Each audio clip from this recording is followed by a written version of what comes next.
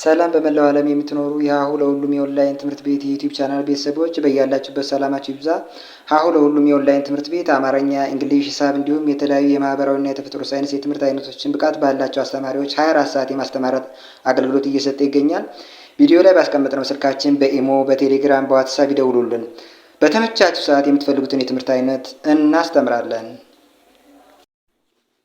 ሰላም እንዴት ናችሁ? የሀሁ ለሁሉም የኦንላይን ትምህርት ቤት የዩቲዩብ ቻናል ቤተሰቦች በዛሬው ዝግጅታችን ሙሉ የአማርኛ ፊደላትን ይዤ መጥቼ እነዚህን ቅርጻቸውን ተያያዥነት ባለው ሁኔታ እየለያየው አንድ በአንድ እናንተ በቀላሉ እንዴት ነው ቅርጻቸውና ድምጻቸውን በተመሳሳይ ሁኔታ አንዱን ፊደል አውቃችሁ ሌሎቹን ከአወቃችሁት ፊደል ጋር በማመሳሰል ወይም በማያያዝ በቀላሉ ለመረዳት የምትችሉት የሚለውን የማሳያችሁ ይሆናል። እናንተ ደግሞ ሳብስክራይብ ያላደረጋችሁ ቤተሰቦቻችን ሳብስክራይብ እያደረጋችሁ ላይክ ሼር እያደረጋችሁ ዩቲዩባችን አበረታቱ። እስከ መጨረሻው በጥሞና ተከታተሉን። በእርግጠኝነት የአማርኛ ፊደላትን ቅርጽና ድምጽ በቀላሉ ትለዩበታላችሁ። ምክንያቱም ሙሉ 34ቱንም ፊደሎች ነው ይዤላችሁ የመጣሁኝ።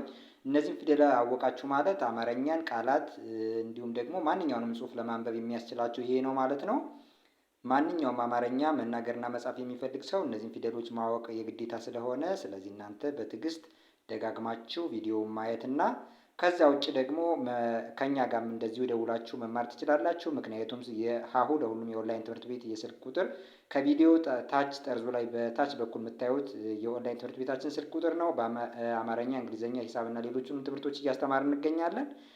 በኢሞ፣ በዋትሳፕ፣ በቴሌግራም ወይም ደግሞ በቀጥታ መስመር ብታናግሩን እናንተ በፈለጋችሁ ሰዓት የምትማሩበትን ሁኔታ አመቻችተን በማንኛውም ሰዓት የምትፈልጉትን ትምህርት እንድትማሩ እናደርጋለን። አሁን ቀጥታ ወደ ትምህርቱ ይዣችሁ ልሂድ። እነዚህ የምታዩቸው ባለ አንድ እግር ፊደላት የሚባሉት ናቸው። አንድ መስመር ብቻ ወደ ታች ተዘርግቶ በምታዩት መንገድ የተሰሩ ናቸው።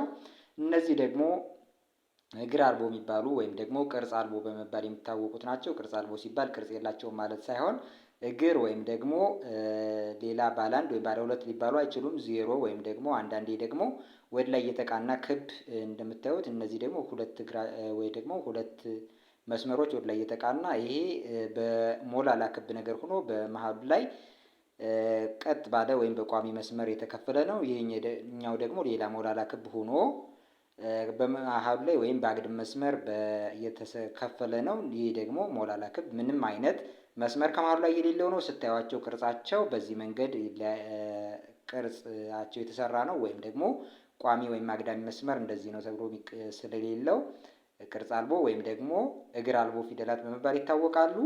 ሌላው ሁለት እግር ያላቸው ፊደሎች ወይም ባለ ሁለት እግር ፊደሎች በመባል ይታወቃሉ። እነዚህ የምታዩቸው ፊደሎች እነዚህ ፊደሎች ሁለት መስመር ወደ ታች የተዘረጋ መስመር አላቸው ስታዩቸው ሁሎችም።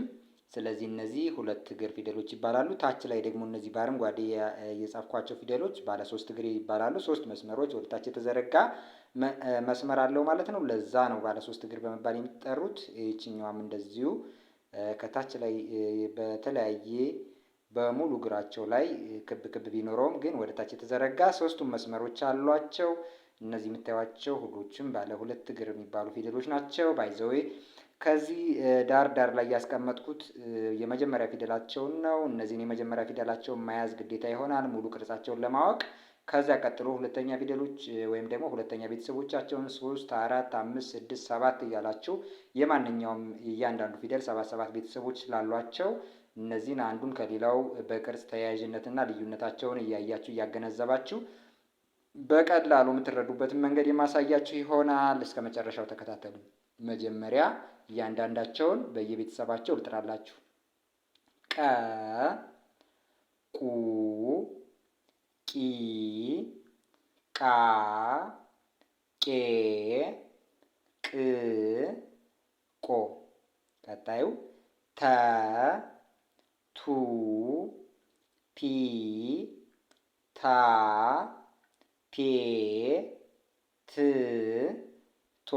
ከዛ ቸ፣ ቹ፣ ቺ፣ ቻ፣ ቼ፣ ቺ፣ ቾ።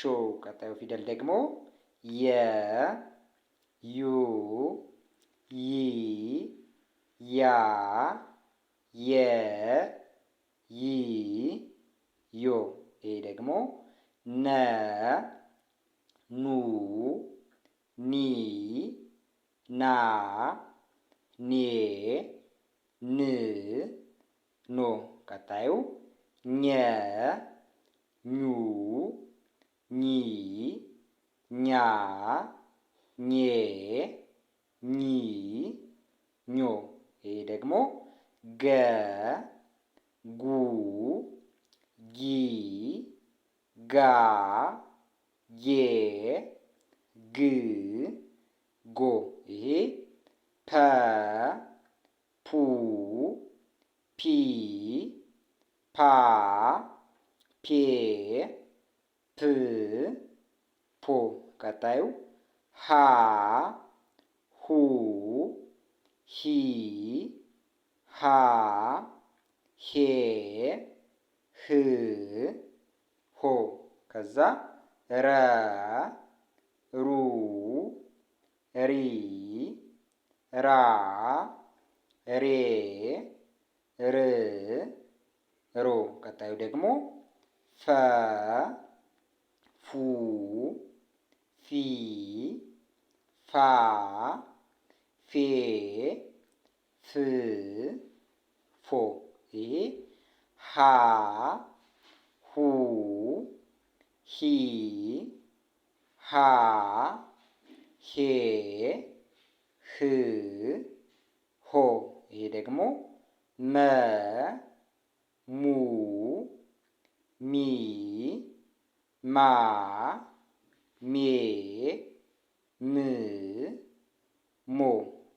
ከዛ ሰ ሱ ሲ ሳ ሴ ስ ሶ።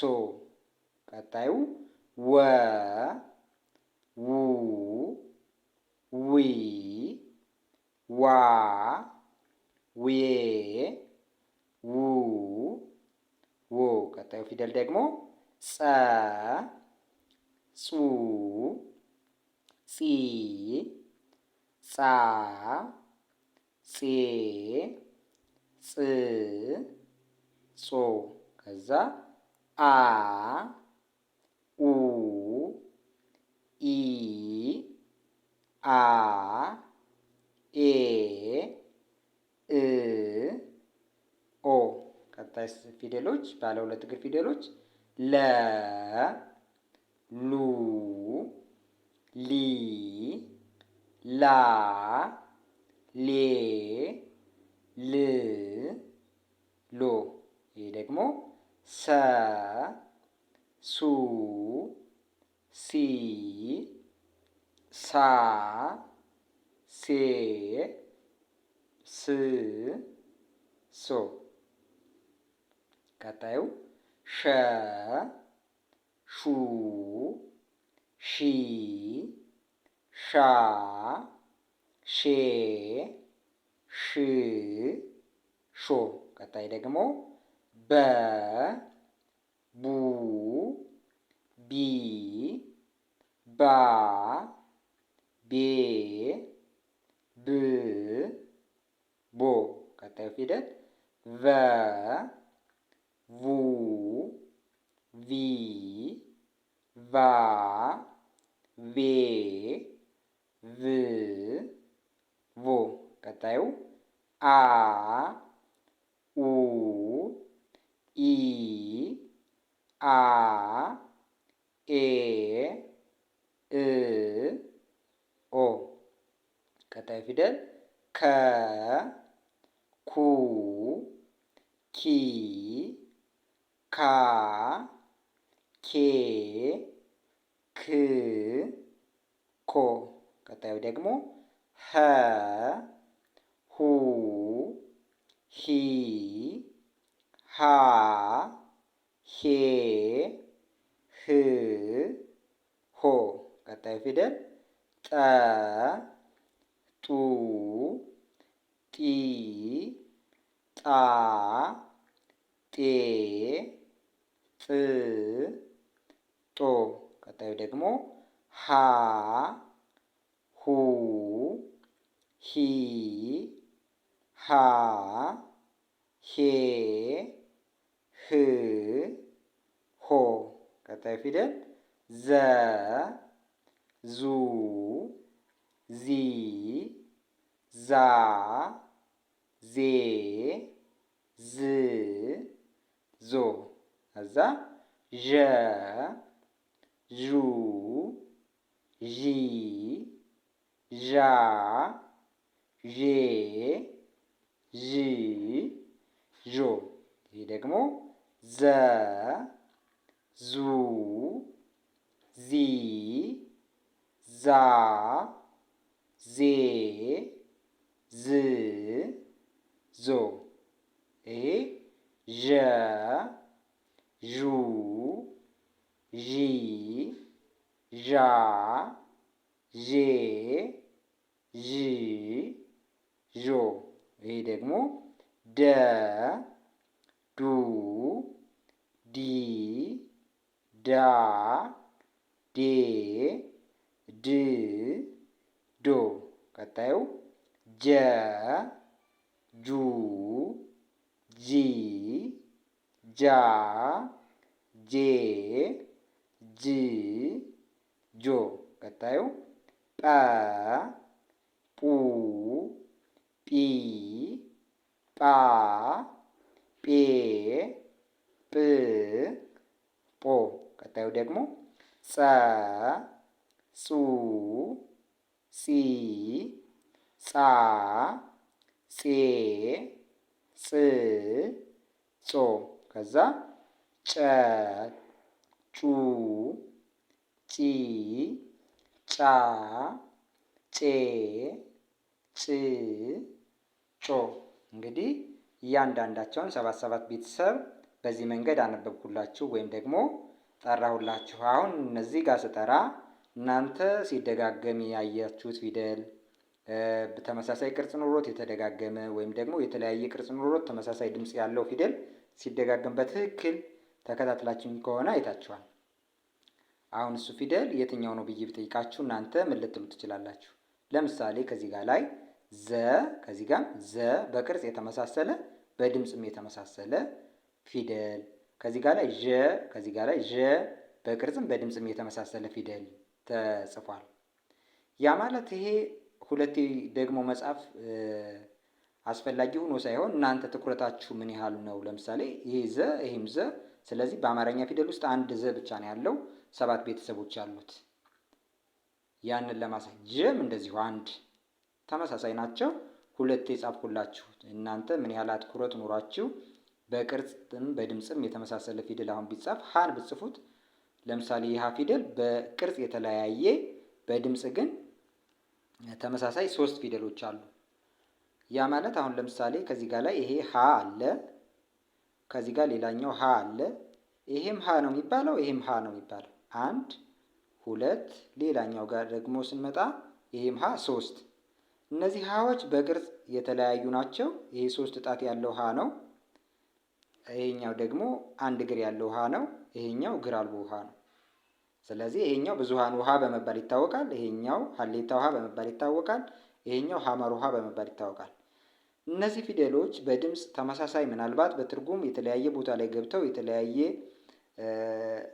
ትርጉም ወይም ደግሞ ትንታኔ ሊኖራቸው ይችላል እንጂ በቅርጽ ምንም አይነት ልዩነት የላቸውም። ይህንን ሀተዘ ማለቴ በድምፅ በቅርጽ የተለያዩ ናቸው። ምክንያቱም ይህ የምታዩት አይነት ቅርጽ አለው። ይሄኛው እንደዚህ ይህን የመሰለ ቅርጽ አለው። ይሄኛው ደግሞ ይህን የመሰለ ቅርጽ አለው። ከነዚህ ከሶስቱም ሀዎች አንደኛውን ተጠቅማችሁ ብትጽፉ የድምፅ ልዩነት ሊኖረው አይችልም። ስለዚህ እነዚህ ሀዎች እንደምታዩት የተለያዩ ሀዎች ናቸው። ሌሎቹ ከነዚህ ለምሳሌ ዘን ደጋግሜ ያሳየኋችሁ እነዚህም በዛ መንገድ የተደገሙ እንዳይመስሏችሁ፣ በስተት የተደገሙ እንዳይመስሏችሁ ያሉ ፊደሎች ናቸው። በቅርጽ እንደዚህ አይነት የተለያዩ ግን በድምፅ ተመሳሳይ ፊደሎች አሉ። ከዚያ በተጨማሪ ሰ የሚባል 2 ፊደል አለ። ይሄ ሳቱ ሰ ወይም ጎጆ በመባል ይታወቃል። ይሄኛው ደግሞ ንጉሱ ሰ በመባል ይታወቃል። በምታዩት መንገድ ቅርጹ ይለያል። ድምፁ ግን ከሁለቱ ሰዎች አንደኛውን ሰ ብትጠቀሙ በድምፅ የተለየ ሊሆን አይችልም። ሌላው ተደጋግሞ የሚጠራው አ ወይም ደግሞ ጸ የሚባለው አ፣ ይሄኛው አ ወይም ይሄ ጸ። ለምሳሌ አ የሚባለው የምታዩት እግር አልቦ ወይም ደግሞ ይህን የመሰለ ዜሮ የመሰለ አ አለ። ጸ የምታዩት ይህን የመሰለ ቅርጽ ከመሀሉ ላይ በአግድም መስመር የተከፈለ ጸ የሚባል ፊደል አለ። ግን ባለ ሁለት እግር የሆኑ ፊደሎችም አላቸው። ለምሳሌ ጸ የሚባለው ይሄ ነው። ሌላኛው ጸ። አ የሚባለው ደግሞ ከዚህ ጋር ይሄ ነው። ስለዚህ ይሄኛው አ እና ከዚህ ጋር ያለው ይሄ ዜሮ የመሰለ ሁለቱ አ ይባላሉ። ይሄ አይኑ አ በመባል ይታወቃል። ይሄኛው ደግሞ አልፋው አ በመባል ይታወቃል። በድምፅ እንደምታዩቸው ተመሳሳይ ናቸው፣ በቅርጽ ግን ይለያያሉ። ስለዚህ ዘዘ ወይም ለለ ወይም ደግሞ ሸሸ በበ ቢደጋገም እሱ በቅርጽም በድምፅም የተመሳሰለ ወይም ደግሞ ተመሳሳይ መደገም የማያስፈልገው ፊደል ነው የሚሆነው። እነዚህ ግን በቅርጽ የተለያዩ በድምፅ ተመሳሳይ ስለሆኑ ሁለቱም አዎች፣ ሶስቱ ሀዎች፣ ሁለት ሰ የሚባሉ ፊደሎች፣ ሁለት ደግሞ ጸ የሚባሉ ፊደሎች አሉ። እነዚህን እንግዲህ በቅርጽ የተለያዩ ናቸው፣ በድምፅ ግን ተመሳሳይ እንደሆኑ ማወቁ ለእናንተ በጣም የአማርኛ ፊደሎች ተደጋጋሚ ድምፅ አላቸው፣ ያስቸግራሉ። ስንት ሀ፣ ስንት ለ፣ ስንት በ፣ ስንት ሸ እንዳለ አናቅም ለምትሉ ልጆች ዛሬ በዋናነት ማወቅ አለባችሁ። ስለዚህ ስንት ሀ አለ? 3 ሀ የሚባል በቅርጽ የተለያየ በድምፅ ግን ተመሳሳይ ፊደሎች አሉ። ሌላኛው 2 ሰ የሚባል በቅርጽ እንደምታዩቸው የተለያዩ በድምፅ ግን ተመሳሳይ 2 ሰ የሚባሉ ፊደሎች አሉ። ይሄው አንደኛው ሰ፣ አንደኛው ደግሞ ይሄ ሰ ነው። ሌላኛው 2 ጸ የሚባሉ ፊደሎች አሉ። ይሄ ጸ እና እንግዲህ ይሄ ጸሎቱ ፀሐዩ ጸ በመባል ይታወቃል። ይሄኛው ደግሞ ጸሎቱ ጸ በመባል ይታወቃል። በድምፅ ምንም አይነት ልዩነት የላቸውም። ይህም ጸ፣ ጹ፣ ጺ፣ ጻ፣ ጼ፣ ጽ፣ ጾ ይባላል። የዚህም እንደዚሁ ጸ፣ ጹ፣ ጺ፣ ጻ፣ ጼ፣ ጽ፣ ጾ። ስለዚህ በዛ መንገድ ሁለተኛ ቤተሰቦቻቸው ጹ፣ 3 ጺ፣ 4 ጻ፣ 5 ጼ፣ 6 ጽ፣ 7 ጾ እየተባለ ሌሎቹም እንደዚህ በየቤተሰቦቻቸው ተመሳሳይ ድምፅ ኑሯቸው እናያለን። ስለዚህ 2 አ የሚባሉ ፊደሎች አሉ። እንግዲህ የምታውቁት ወይም ማወቅ ያለባችሁ ይህንን ነው። 3 አ፣ 2 ሰ፣ 3 ሀ፣ 2 ሰ፣ 2 አ እና 2 ጸ የሚባል ፊደል እንዳለ ያዙ። አሁን ቀጥታ ቅርጻቸውን እንዴት እንደምታውቋቸው ደግሞ አሳያችኋለሁ። እነዚህ እንደምታዩቸው ባለ አንድ እግር ፊደላት የሚባሉ ናቸው። እንግዲህ ከባለ አንድ እግርም ሆነ ባለ ሁለት እግር ፊደላት ሁለተኛ ቤተሰቦቻቸው ጋር ስትመጡ ሁሎቹንም ከጎነ ጎናቸው ላይ አግድም መስመር መጨመር ነው የሚጠበቅባችሁ። እንደነገርኳችሁ የመጀመሪያ ፊደላትን መጀመሪያ ያዙ። ከዚያ ሁለተኛ ፊደላት ደግሞ ወይም ሁለተኛ የፊደላት ቤተሰቦች ሊሆኑ የሚችሉት ከጎነ ጎናቸው ላይ አግድም መስመር መጨመር። ከዛ በተጨማሪ ደግሞ ኡ የሚል አናባቢ መጠቀም ነው። ወይም ደግሞ ኡ የሚባል ጎልቶ ያልወጣ ግን ለጋራ የሚጠቀሙት አናባቢ ያላቸው የአ ቤተሰብ የሚባለው ፊደል እንግዲህ 2 የአ ወይም 2 አ የሚባል ድምፅ ያለው ፊደል በቅርጽ የተለያየ አለ ብያችኋለሁ። እነዚህ አ የሚባሉ ፊደሎች በአናባቢነት ያገለግላሉ እና ከዚህ ለዛም ነው ይህ ድምፅ ከሌሎቹ ጋር የምናገኘው። ለምሳሌ ቁ ሲል ኡ የሚል ነገር ድምፅ አለ። ቱ ሲል ቱ ኡ። ስለዚህ እሱንን ለመረዳት ሞክሩ። ባተረዱትም ግን በዋናነት ቅርጹ ላይ ከጎኑ ላይ አግድም መስመር እንዳለው ሙሉ የአማርኛ ፊደላት ይህ ባህሪ እንዳላቸው ያዙ። ለምሳሌ ይኸው ሁሎቹንም ስታዩቸው ጎነ ጎናቸው ላይ አግድም መስመር አለው። እነዛም የሆኑት ስንተኛ ቤተሰቦቻቸው ጋር ነው ካላችሁ ሁለተኛ የፊደላት ቤተሰቦቻቸው ጋር ነው። እሱን አብረን እየጠራን እንይ። ቁ፣ ቱ፣ ቹ፣ ዩ፣ ኑ፣ ኙ፣ ጉ፣ ፑ፣ ሁ፣ ሩ፣ ፉ፣ ሁ፣ ሙ፣ ሱ፣ ው፣ ጹ፣ ኡ፣ ሉ፣ ሱ፣ ሹ፣ ቡ፣ ቡ፣ ኡ፣ ኩ፣ ሁ፣ ጡ፣ ጩ፣ ዙ፣ ዡ፣ ዙ፣ ዡ፣ ዱ፣ ጁ፣ ጡ፣ ጹ። የትኛውን ቦታ ላይ ብታዩት ሁለተኛ ፊደል ከሆነ ጎነ ጎኑ ላይ አግድም መስመር እንዳለው አይታችሁ። ሶስተኛ ቤተሰቦቻቸው ጋር ስንመጣ ሶስተኛ ቤተሰቦቻቸው ሁሉም በሚባል ደረጃ ወይም ደግሞ ሁሉም ፊደሎች በምታዩት መንገድ ከጎነ ጎናቸው ላይ ሳይሆን እግራቸው ላይ ወደ አንድ በኩል ሸፈፍ ያለ ነው። ወደ አንድ በኩል ማለት ነው። እንደምታዩት ወደ ቀኝ በኩል እግራቸው ጠማማ ነገር ነው። እሱ ደግሞ የሁሎቹም ነው ማለት ነው። ሁሎቹም ፊደሎች ስታዩቸው ከረና ከፈ ቤተሰብ እነዚህ በአረንጓዴ የጻፍኳቸው እነዚህ ረና ፈ የሚባሉ ቤተሰቦች በራሳቸው የተለየ ከሌሎች ፊደሎች ለየት ባለ ሁኔታ ቅርጻቸውን ነው የሚቀይሩት። ለምሳሌ ሁለተኛ ቤተሰቦቻቸው ጋር ሁሉ የአማርኛ ፊደሎች ከጎነ ጎናቸው ላይ አግድም አግድም መስመር ነው የሚጨምሩት። እነዚህ ግን በታች ወይም ወደታች ወደታች ነው ተጨማሪ ቅጽል ነገር የጨመሩት። ስለዚህ ከሌሎች ፊደሎች ለየት ይላል የቅርጽ አካሄዳቸው፣ ለዛ ነው። ሌሎቹ ጋር ስንመጣ ሁለተኛ ቤተሰቦች እንዳሳየኋችሁ ጎናቸው ላይ አግድም መስመር አለው። ሶስተኛ ቤተሰቦቻቸው ጋር ስንመጣ ደግሞ እግራቸው ላይ የሁሉም ፊደሎች ሸፋፋ ሸፋፋ ነገር አላቸው። አሁን ልዩነቱ ለምሳሌ ባለ አንድ እግር ፊደላት ካለው እግራቸው ላይ ነው እግራቸው ላይ ተጨማሪ ነገር የሚቀጸልባቸው። እነዚህ መጀመሪያውኑ እግር አልነበራቸውም ወይ ወደታች የተዘረጋ ነገር አልነበረውም። ግን ሶስተኛ ቤተሰቦቻቸው ጋር ሲመጡ ወደታች የሆነ ቋሚ መስመር ይጨመርና ከዛ ወደ ቀኝ ዘወር ዘወር ይላል ማለት ነው። ስለዚህ በቀላሉ ተያያዥነት ባለው ሁኔታ ምንም ብዙ ሳይሆኑ በአንድ ፊደል በማወቃችሁ ብቻ ብዙ ፊደላትን ቅርጽ በተመሳሳይ ሁኔታ መያዝ ይቻላል ማለት ነው። የሀ ቤተሰብ ሶስተኛ ፊደሉ ከእግር ተጨምሮለት ወደዚህ ከዞረ፣ የመም እንደዚሁ እግር ተጨምሮለት፣ የሰም የወም የጸም የአም እና እነዚህ እግር አልባዎች በዛ መንገድ ይሆናል ማለት ነው። እነዚህ ባለ አንድ እግሮች ደግሞ የቀን የሶስተኛ ፊደል አቀያየር ካወቃችሁ ሌሎች ሁሎቹም ሶስተኛ ቤተሰብ ላይ በዛ ሁኔታ ከእግራቸው ላይ ወደ ቀኝ ዘወር ይላል። እሱም መረዳት ነው። ከዛ በተጨማሪ ድምጻቸው ደግሞ ኢ የሚል ነገር የጋራ የሆነ ድምጽ ይጋራሉ። እሱነን እንግዲህ የግዴታ መረዳት አለባችሁ ማለት ሳይሆን ስለ ቅርጻቸውና ስለ ድምጻቸው በትክክል መጥራት እንድትችሉና ቅርጻቸውን ደግሞ በትክክል ማወቅ እንድትችሉ እናንተም በሚገባችሁ ሁኔታ ስለ ድምጻቸው ማወቅ አለባችሁ። ቅርጻቸውን ደግሞ በነገርኳችሁ መንገድ ተያያዥነት እንዳለው አይታችሁ አንዱን ፊደል በትኩረት ካያችሁ ሌሎቹ በዛ እናንተ ባያችሁት ፊደል መሰረት ስለሚቀየር በቀላሉ ትይዙታላችሁ። ስለዚህ አሁን ድምጻቸውን ደግሞ ለማወቅ አብረን እየጠራን መለማመድ ይጠበቅብናል። አብራችሁኝ ጥሩ። ቂ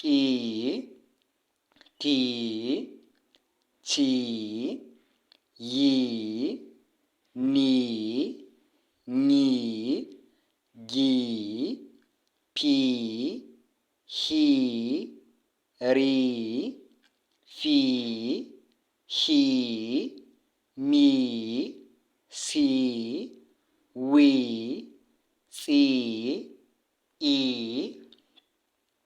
ሊ ሲ ሺ ቢ ቪ ኢ ኪ ሂ ጲ ሂ ዚ ዢ ዚ ዢ ዲ ጂ ጲ ጺ ጪ።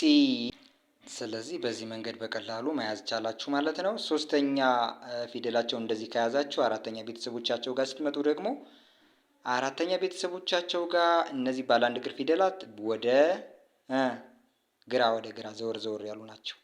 ቃ ታ ቻ ያ ጋ ፓ ሀ ስታዩዋቸው ወዴት የዞሩ ናቸው? ስለዚህ ቃን ብታውቁ ታ በዚህ መንገድ እንደሚዞር ይኸው ወደዚህ የዞረ፣ ጋ ፓ እና ሀ እንደዚህ። ስለዚህ ና እና ኛ የተወሰነ ለየት ይላሉ። እነዚህን በልዩነት ያዟቸው። ሌሎቹ ባለ አንድ እግር ፊደላት በዚህ መንገድ እግራቸው ወደ አንድ በኩል የዞረ እንደሆነ ታውቃላችሁ። ስለዚህ በቀላሉ በዛ መንገድ መረዳት ትችላላችሁ። እና ባለ እግር አልቦ የሚባሉት ደግሞ እግር ወደ ታች የዞሩ ናቸው። ይኸው ተጨማሪ ቋሚ መስመር ብቻ ሀ ማ ሳ ዋ ጻ አ ስታዩዋቸው እግር ምንም የተጣመመ ምን የሌለው ግን ቋሚ መስመር ወደ ታች ተጨማሪ ነገር የተጨመረባቸው ናቸው። እንደነገርኳችሁ ረና ፈ የሚባሉ ፊደሎች በራሳቸው ነው ቅርጻቸውን እየቀየሩ የሚሄዱት። ስለዚህ ራ የሚባለው አራተኛ ፊደል ይህን ቅርጽ አለው። የፋ ደግሞ ፋ የሚባለው ፊደል ደግሞ ይህ ቅርጽ አለው። እነዚህ በልዩነት ለመያዝ ሞክሩ። ሌላው ባለ ሁለት እግርና ባለ ሶስት እግር ፊደላት የሚባሉት ደግሞ በግራ በኩል ያለ እግራቸውን ያሳጥራሉ ወይም የኋላ እግራቸው በሉት በፊት በዚህ በኩል ቢሆን በቀኝ በኩል ቢሆን ወይም ደግሞ በዚህ በኩል በግራ በኩል ያለ እግራቸው ያጥራል። ሁሎቹም ባለ ሁለት ወይም ባለ ሶስት እግር ፊደላት በቀላሉ የላን ቅርጽ ያዛችሁ ማለት ነው። ስለ ሳ ላ የሚባለውን ቅርጽ ከያዛችሁ ስለ ሳ ሻ ባ ባ አ ምናምን ሌሎቹም ፊደሎች ስታዩ ቅርጻቸው በዚህ መንገድ እንደሚቀይር ወይም ደግሞ የግራ ሳይድ እግራቸው ወይም የግራ ጎን እግራቸው ሊያጥር እንደሚችል መጠራጠር አይጠበቅባችሁም። በእርግጠኝነት ያ ነው የሚሆነው ብላችሁ ታውቃላችሁ ማለት ነው። ስለዚህ የአማርኛ ፊደላት ብዙ የተለያዩ ድምጾች ቢኖሯቸውና ቅርጾቹም እንደዚሁ ቅርጻቸው የተለያዩ ቢሆኑም ግን በቀላሉ በዚህ መንገድ መያዝ ይቻላል። ስለዚህ ቪዲዮውን እየደጋገማችሁ እዩት። አሁን ድምጻቸውን ደግሞ አብረን እየጠራን እንለማመዳለን። አ የሚል የጋራ ድምጽ አለው፣ ወይም ደግሞ ቃ ታ ስታዩት አ የሚል ነገር አለው። እሱን እየጠራችሁ እናንተ ሊገባችሁ በሚችል መንገድ ድምጻቸውን በትክክል እየጠራችሁ እየደጋገማችሁ ተለማመዱ። ቅርጻቸውን ደግሞ በነገርኳችሁ መንገድ በቀላሉ መያዝ ትችላላችሁ። አሁን አብረን እንጥራ። ቃ ታ ቻ ያ ና ኛ ጋ ፓ ሀ ራ ፋ ሀ ማ ሳ ዋ ጻ አ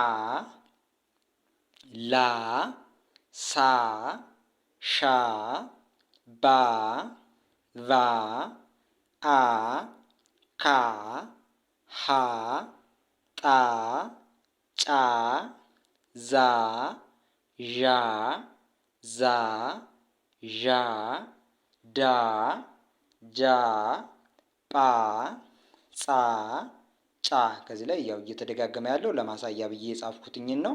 ምክንያቱም ዝም ብሎ እንደዚሁ የተደጋገመ ነው እንዳትሉ። ሀ እና ሰ አ እና ጸ ፊደሎች በቅርጽ የተለያዩ በድምጽ ተመሳሳይ ፊደሎች ሲደጋገሙ ስታዩ እንደ ዘም እንደዚሁ መድገም ይቻላል የሚል ግንዛቤ እንዳይኖራችሁ።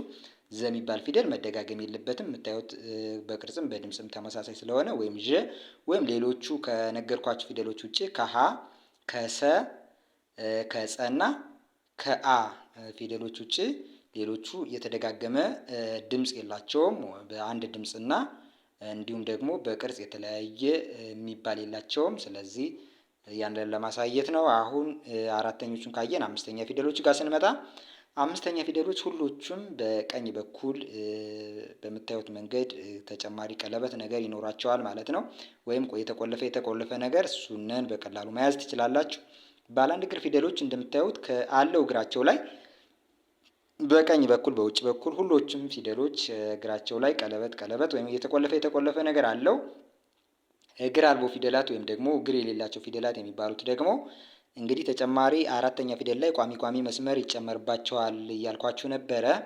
ከዛ ቋሚ መስመር ላይ ተጨማሪ ክብ ወይም ደግሞ የተቆለፈ ነገር የተጨመረባቸው ይሆናል። ስለዚህ በቀላሉ በዚህ መንገድ ተያያዥነት እንዳላቸው ተረድታችሁ ይህን ያህል ፊደል መያዝ አይጠበቅብንም፣ ከባድ ነው የሚለውን የእናንተን ሊያሳስባችሁ የሚገባውን ነገር በዚህ በቀላሉ መፍታት ይገባል ማለት ነው። አሁን ይህንን የቅርጽ አቀያየራቸውን ካየን በኋላ ስለ ድምጻቸው ደግሞ አብረን እየጠራን እንለማመዳለን። ቅርጻቸውን ግን አምስተኛ ፊደሎች ሁሎቹም በቀኝ ሳይድ በኩል ክብ ነገር ወይም ደግሞ የተቆለፈ ነገር ወይም ቀለበት ብላችሁ ያዙት፣ ተጨማሪ ነገር እንዳለው ያዙ ማለት ነው።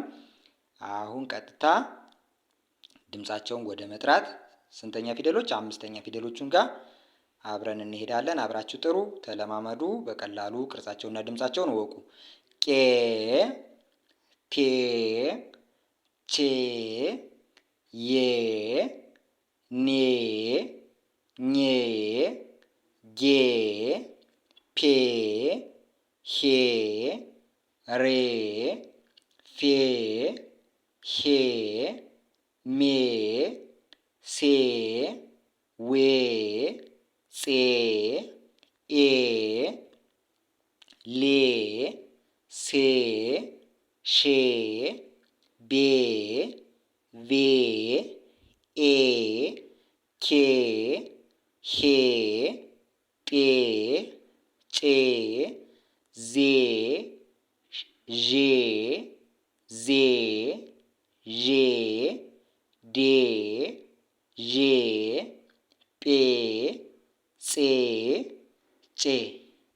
ስለዚህ አምስተኛ ፊደሎቹን እንደዚህ እየደጋገማችሁ እየጠራችሁ ተለማመዱባቸው። አሁን ስድስተኛ ቤተሰቦቻቸው ጋር ደርሰናል።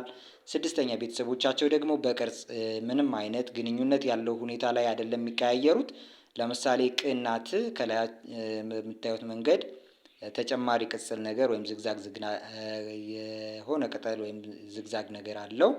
ሌሎቹ ይ፣ ን፣ ኝ፣ ግ፣ ፕ እና ሌሎቹም ስታዩቸው ደግሞ በዚህ መንገድ ያው ማለት አምስተኛ ፊደሎች ጋር ለምሳሌ ሁሎችም ቀለበት አላቸው አልኳችሁ። አራተኛ ፊደሎች እነዚህ ባለ አንድ እግር የሚባሉት ወደ ግራ ይጣመማሉ አልኳችሁ። ሶስተኛ ፊደሎች ወደ ቀኝ ይጣመማሉ ወይም ሸፋፋ ነገር ይሆናሉ አልኳችሁ። ሁለት ጎናቸው ላይ አልኳችሁ። ስድስተኛ ፊደላት ጋር ስንመጣ ግን በዚህ መንገድ እንደዚህ ይሆናሉ የሚባል የቅርጽ ተያያዥነት የላቸውም። ስለዚህ የመጀመሪያ ፊደላትን ደጋግማችሁ እንደያዛችሁት ሁሉ እናንተን በሚገባችሁ መንገድ እናንተን ልትረዱት በምችሉ መንገድ አንዱን ከአንዱ ያለውን ግንኙነት እያገናኛችሁ በራሳችሁ ለመረዳት ሞክሩ። ለምሳሌ ቅናት ከላይ ካናታቸው ላይ ይሄ ተጨማሪ ቅጽል እንዳለው ብትረዱ ወይም ደግሞ ሌሎቹን ፊደሎች ደግሞ እነ ህ እና ክ ምናምን የሚባሉ ከጎናቸው ላይ ዝግዛግ እንዳለው ምናምን ብትረዱ በዛ መንገድ በራሳችሁ መንገድ እየተረዳችሁ እየጻፋችሁ ተለማመዱበት።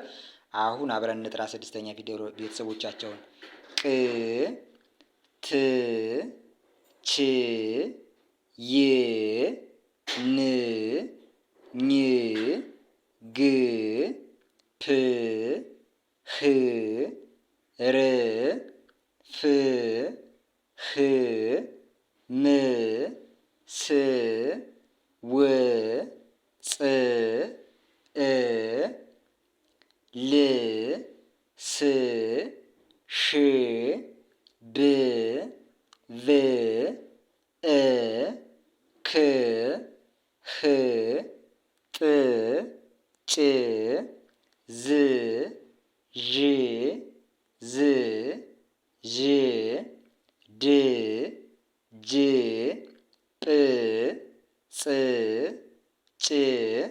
እንደምታዩት እንግዲህ የሚል አይነት ድምፅ እንዳላቸው አይታችኋል።